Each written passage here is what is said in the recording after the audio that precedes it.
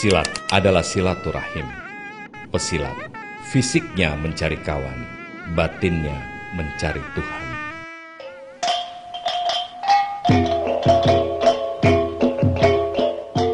Seorang guru mengajarkan muridnya akhlaknya yang ditata. Makanya kita tuh habis sembahyang Isya baru berlatih. Mengapa akhlaknya? Ini diharapkan dia menjadi nobleman lah gitu. Yang kedua baru diajarkan bela diri. Nah bela diri ini gayanya bukan hanya satu aliran, ada 600. Nah baru ketiga itu ada aspek seni. Itulah 3 aspek yang dididikan oleh orang tua kita. Dari keseluruh aspek itu, aspek mental dan bela diri itu mempunyai output security aspek. Sedangkan seni itu aspek apa? Prosperity, kesejahteraan. Security dan prosperity itu modal dasar ketahanan nasional kita.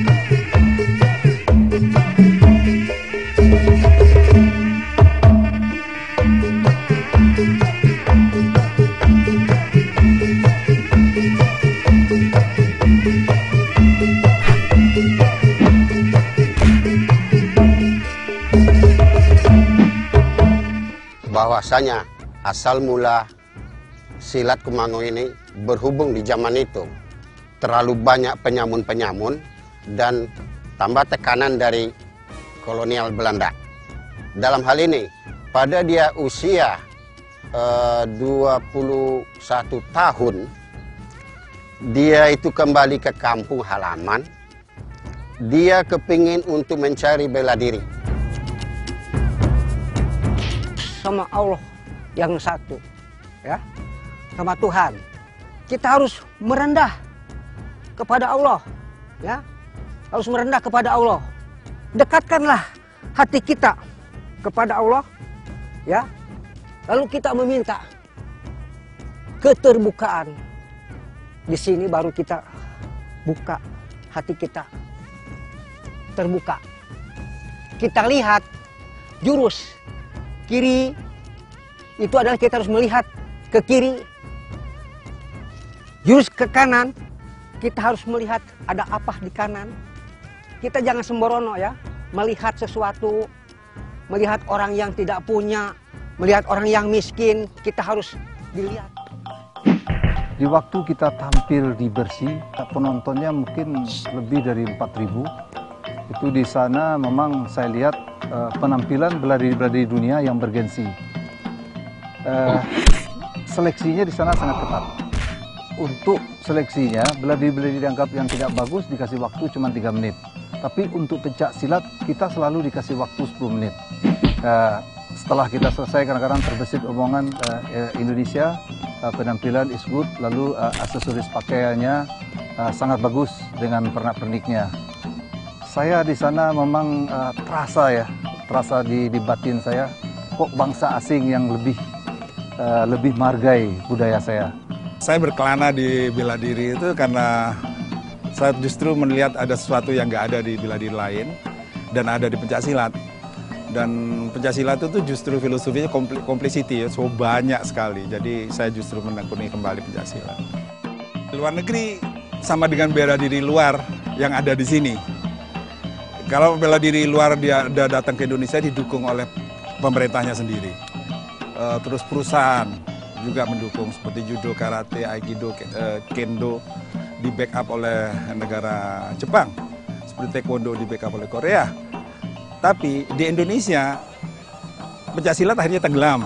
Tapi justru sebaliknya di luar negeri pencaksilat karena baru, sesuatu yang baru. Sesudah orang belajar taekwondo, karate, judo, ada fenomena baru bahwasanya pencaksilat itu bagus tapi sulit didapat, how to access. how to access itulah membuat orang-orang di Eropa itu terjadi curiosity. Curiosity itulah dicari pencaksilat hingga datang ke Indonesia. How to spread pencaksilat di negara kita sendiri, itu kita harus membuat pencaksilat open, harus buka open management. Pertama kita harus buat modul, karena selama ini pencaksilat di Indonesia itu nggak punya modul kepelatihan itu nggak ada. Jadi nggak punya sistem. Jadi andai kata orang Eropa datang pencaksilat mau belajar cingkrik goning, ditanya berapa bulan saya bisa selesai belajar paket training, cingkrik goning nggak bisa menjawab. Karena memang dia nggak punya yang namanya modul.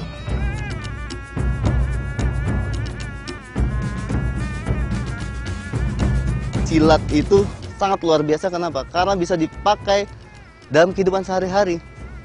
Untuk kegiatan kita sebagai kepala rumah tangga, kegiatan kita sebagai pelajar, cara kita belajar, kegiatan kita sebagai makhluk ekonomi, bahkan kegiatan kita sebagai pemimpin dalam kehidupan, maupun untuk pemimpin bagi diri sendiri, pemimpin bagi keluarga, pemimpin bagi suatu perusahaan, atau pemimpin dalam satu sistem masyarakat.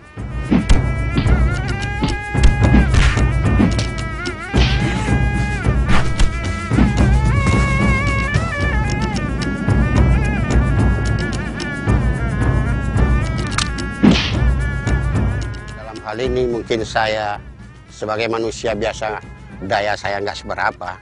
Mungkin dari teman-teman saya, ada kerabat-kerabat saya yang kepingin untuk menggali, untuk membangkit gimana caranya permasalahan silat kita ini, supaya jangan kita ini kalah oleh budaya-budaya orang lain. Harapan saya memang juga Bapak ya, alhamdulillah ya. Sekarang ini mungkin kedepannya mungkin, sedangkan Bapak sekarang ini lagi melatih orang Belanda ya. Satu Bapak mempelajari gendang ya, trompet dan silatnya Cibande. Itu kata Bapak dalam hati, kok orang Belanda saja. Coba nanti kalau lihat orang Cibande, begitu pas ininya, begitu kelihatannya bukan kayak orang Belanda, kelihatannya kayak orang kita aja. Ini kita kapan kayak gitu? Ya kita sih harapkan ya, bagaimana pencaksilat itu digemari ya oleh bangsa-bangsa lain, diminati oleh bangsa ini, itu yang penting. Dan alhamdulillah, walaupun kita katakanlah tidak tidak begitu seperti bela diri lain kemari, ya alhamdulillah kita sudah bisa dengan kekuatan sendiri